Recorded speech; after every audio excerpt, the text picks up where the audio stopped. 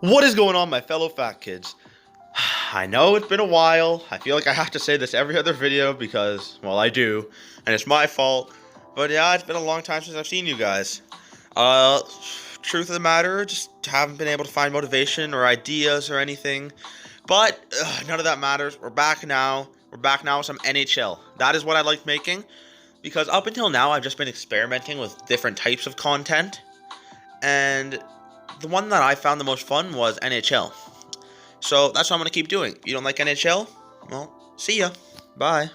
But in today's video, we're going to start a new series called Team Comparison. This is where I take two teams. In this episode, it'll be the Boston Bruins and the Toronto Maple Leafs, and I will compare each position and determine who's the better team overall. To start, I'll start off with their left wings, see who has the better left wing, then center, right wing, left defense, right defense, then goalie. And then overall, that'll be 6 points. And if it's tied, we'll have a tiebreaker at the end, which I'll kind of just determine on the spot. But let's go. I'll just say this at the start. I'm getting all my lineups from Cap Friendly. So if you're somehow triggered at them, go complain to them, not me. Okay. So starting off with the two teams' left wings. In my opinion, Boston wins the top two lines and Toronto wins the bottom two. It's undeniable that the top two lines are more important than the bottom two. But the main factor in this battle for me is Brad Marchand. He is in his own league compared to everyone else here. He's miles better. For Toronto to have a chance of taking this round, Mikheyev, I think, would have to be a point per game player or first line player, which I just can't see happening. So, 1 point Boston. So for round two, we have centers. They're the cream of the crop. They are the most important position in hockey. Starting off, I'm just going to get my unpopular opinion out of the way. But if I was to pick a player to have on my team just for next season, and my options were Matthews and Bergeron, I'm taking Bergeron 100%. Even though I say it like that, it is still pretty close. And also, that first line center is the only one that Boston even comes close to winning. Second line, Krejci had by far his best year in a long time, and he's up against John freaking Tavares. Third line, people were excited when Coyle came to Boston, but he struggled hard in the regular season when he was there, although he did turn it on in the playoffs. Next season, we'll get to see which Charlie Coyle the Bruins actually traded for, and not to mention, Kerfoot is a young, penalty-killing center, so I'm giving the Toronto the edge there. And fourth line, Spezza brings a much-needed veteran presence to the Leafs' very young core. Point Maple Leafs. Now we're rounding out the offense with right wingers. I'll tell you right now, this is assuming that Marner signs before opening night, which I still think is probable, but not definite anymore. It sounds like he wants a 3x10, and I think the Leafs would be looking more at like an 8x10.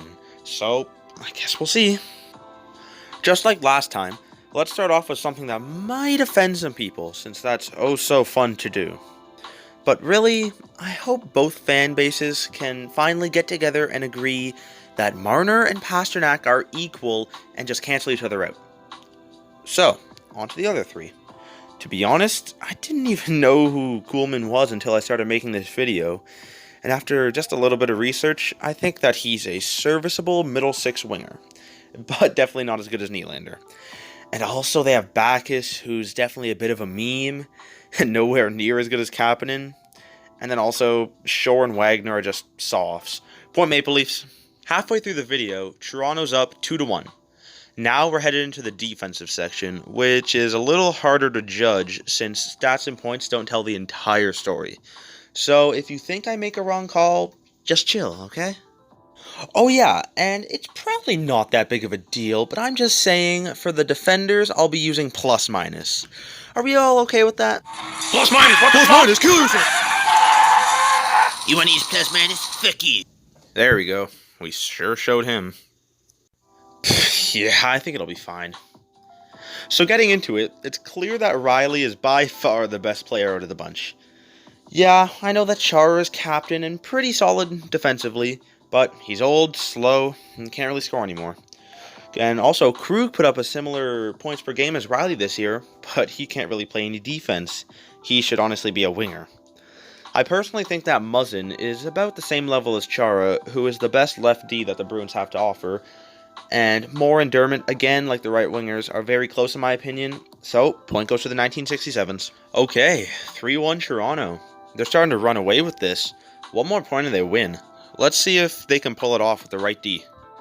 So, I have to start off to say that I think out of the 6 defenders here, Barrie is the best. Yes, even better than McAvoy. McAvoy will probably one day be better than Barrie, but not just yet, I don't think. But where Boston comes back is the depth. I really like all 3 of their players here, especially Carlo. I think that other than Dylan DeMello, he is the most underrated defenseman in the entire league. He won't put up a lot of points, but he will always be exactly where you want him to be from the games that I've watched. Another edge for Boston is that Hull should not be in the NHL. From what we saw last year, he is nowhere near ready. Point Bruins. Now on to the final round. We have goaltending. For this section, I will be looking at the team's tandem rather than just their starters. So this is probably the closest match for me. I think that Anderson is slightly better than Rask, but Halak is way better than Hutchinson. But the starter is more important than the backup. Where I make my decision is in games played. Rask and Halak acted as a tandem this year, so they could both stay rested and healthy since they're both pretty old at this point.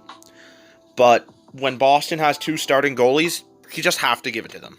Point Boston. In a oh-so-shocking turn of events, we have ourselves a tie.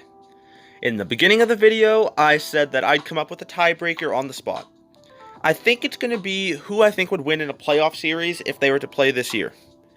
So, Boston won every matchup in the last 10 years, all in Game 7, so at least it's close.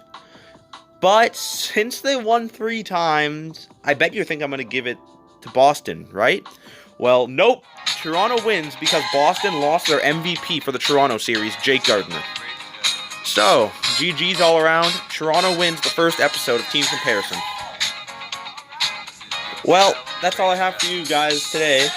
Can I even remember this? Shit. Eat healthy, work out. I'm just kidding. Bye, guys.